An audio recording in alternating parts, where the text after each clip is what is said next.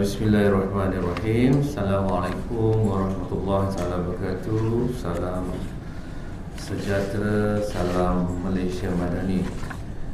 Pertamanya saya ucapkan terima kasih atas kehadiran tuan-tuan dan puan-puan pengamal media bersama saya pada petang ni, JSJN yang baru, Tuan Zulkifli Haji Hashim, Timbalan KJSJN Tuan Alpiang, Binti perundangan dia Tuan Chiang, dan dia punya ROT Okey, Tuan apa?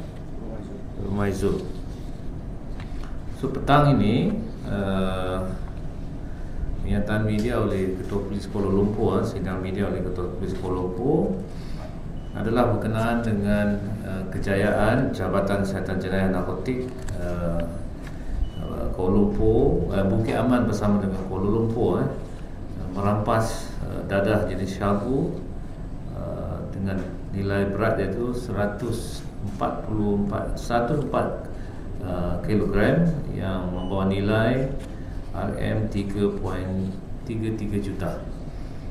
So ini kes ni bermula pada 5 hari bulan April 2025. Jabatan Siasatan Jenayah Bukit Aman dan JSJN Kuala Lumpur telah melancarkan satu serbuan secara serentak di sekitar Lembah Kelang yang membawa kepada tangkapan 3 lelaki Melayu yang berumur di antara 33 hingga 44 tahun.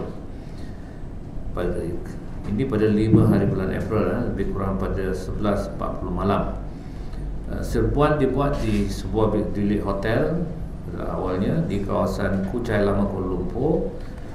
Daripada serbuan awal yang pertama ini membawa kepada tangkapan 2 lelaki masing-masing berumur 38 dan 44 tahun. Pemeriksaan di dalam bilik hotel telah menjumpai 2 beg bagasi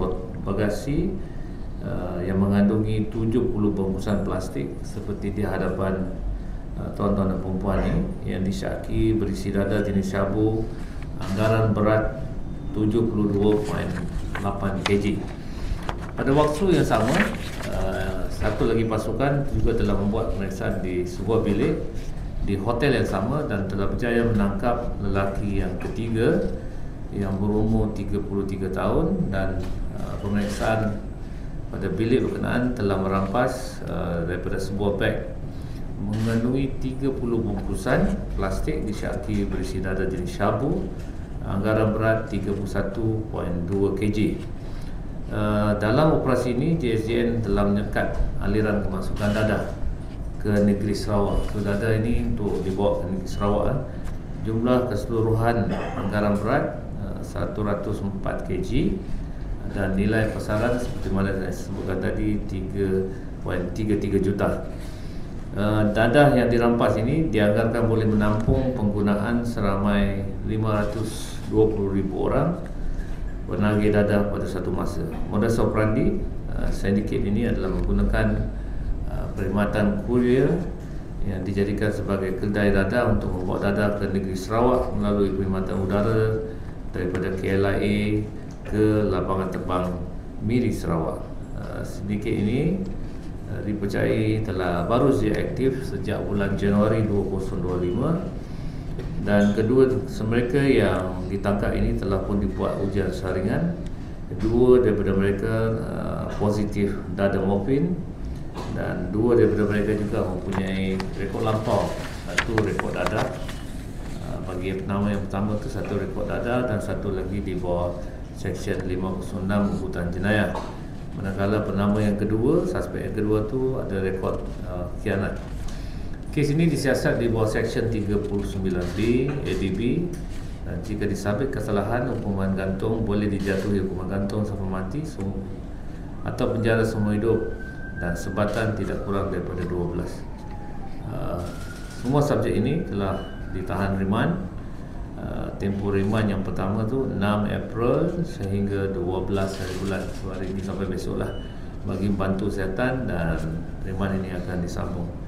JSJN akan menjalankan siasatan bagi mengesan rangkaian sindiket yang masih bebas, dan harta-harta mereka di bawah Akta Berbahaya Peruncukan Harta 1988. PDRM khususnya JCN akan terus berusaha memerangi musuh nombor satu negara dan berharap masyarakat akan terus menyalurkan maklumat berkaitan aktiviti pengedaran dada kepada pihak polis. Itu saja. So semua ni ada dekat sini. Tuan-tuan dan puan boleh tulislah benda yang saya baca.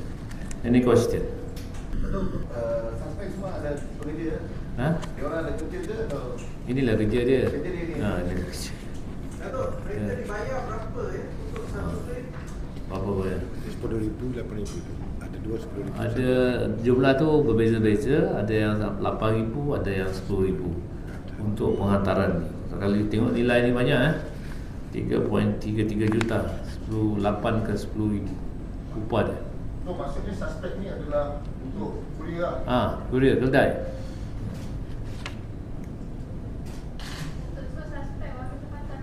Tempatan.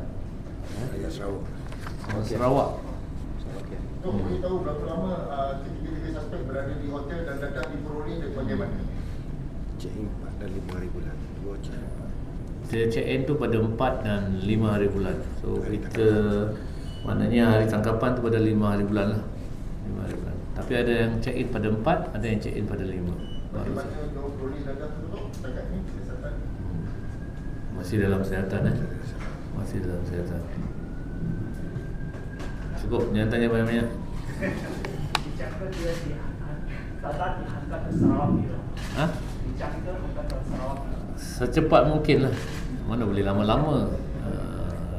Tapi sebelum dia pergi, kita dah tangkap dulu. Mereka semua nak naik satu flight sama ke? Tidak dapat dipastikan sebab tiket belum ambil. Belum beli tiket. Tapi memang nak pergi ke Miri Sarawak. Tiket kan anytime. Macam kita ni kita beli awal lah, pasal kita nak murah. Kalau mereka dah upah macam tu, at anytime dia boleh beli. Tengah-tengah tiket daripada hadis ni. Suspek pertama kali diberdayakan sebelum dia Ini first time kita tangkap. Kita percaya kalau ada first time, mesti ada second time. Maknanya mungkin yang kita tangkap ni mungkin kali kedua, mungkin kali ketiga. Biasa macam tu lah. Datuk, so dia orang ambil 2 bilik Datuk? 2 bilik 2 bilik, 3 orang. 3 orang, lepas tu dada ni 104 kg. So kalau saya tak pasti bilik ni dekat-dekat berhampiran. Itu boleh tactical lah sikit. Boleh mengelirukan. Kadang-kadang dia bertiga, belum tentu mereka ni saling mengenali mungkin saya I bawa part ni, saya mungkin tak kenal yang the others tu, tetapi sindiket yang sama.